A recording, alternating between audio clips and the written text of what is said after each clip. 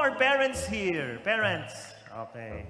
Tanong, are you still playing favorites?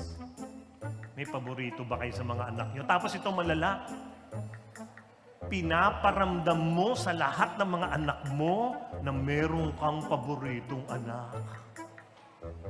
Kaya nag-aaway yung mga anak mo.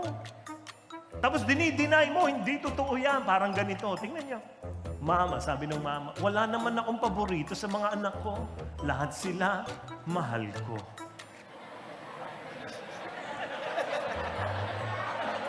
Napansin nyo? Tingnan nyo mabuti. Yung isa, portrait, ang picture. Yung dalawa, ID pictures. Walang paborito, di ba? Kaya, huwag ka na magtaka. Ba't away ng away yung mga anak ko? Kasi, alam nila na may paborito ka. Tapos kawawa yung paborito mo. Pinagkakaisahan ng mga anak, mga kapatid niya. You want to have a happy family? Make sure the foundation is correct.